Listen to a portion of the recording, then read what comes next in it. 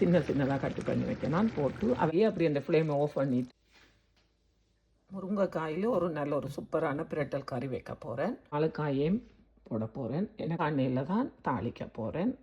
அதுக்கு தேவையான வெங்காயம், பச்சை மிளகாய், உள்ளி இடித்து வச்சுருக்கிறேன், கருவேப்பிலை, மற்றது ஒரு தக்காளி. தேங்காய் கொஞ்சம் கூட தான் இதுக்கு போடுறேன். வெந்தயம் நிறைய போடக்கூடாது. ஒன்று இடித்து வச்ச உள்ளியும் போடுறேன். இப்போ இது வெங்காயம் நல்லா வதங்கிட்டுது. ஒரு 2-3 மினிட்ஸ் வதங்க விடுறேன். 3 மினிட்ஸுக்கு கிட்ட வதங்க விட்டுட்டேன். போட்டு இதை நல்லா மிக்ஸ் பண்ணி விட்டுட்டு இதுக்கு தேவையான உப்பு போடுறேன். நான் முதல் உப்பு போடல. முருங்கைக்காய் பிரட்டல் வச்சா பழப்புளி விட்டு தான் வைக்கிறேன் நான். எனக்கு இவ்வளோ நாளும் தெரியாதுங்கிற சித்தி ஊரில் இருக்கிறேன். அவள் சொன்னால் முருங்கைக்காயில் ஒரு புளித்தன்மை இருக்குது, நீ புளி விடாமல் வச்சு பாரு நல்லா இருக்கும். இந்த தக்காளி பழமும் போடுறோம். இன்றைக்கு புளி விடாமல் தான் வைக்கிறேன். பாப்பம் எப்படி இருக்கேன். உட்கார அளவுக்கு தண்ணி விடுறேன். கொஞ்சம் ஹை ஃப்ளேமில் வச்சு ஒரு சின்ன வாழைக்காய் அதையும் இதோட போடுறேன். இந்த முருங்கைக்காய் இப்போ 5 மினிட்ஸ் ஆகிட்டு இது எப்படி வந்திருக்கேன்னு பார்ப்போம்.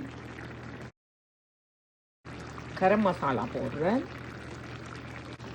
இதை நல்லா இப்போ இருக்கா மிக்ஸ் பண்ணி ஒரு 2 மினிட்ஸ் விட்டுட்டு இல்லையா விடலாம், தேவையில்லை.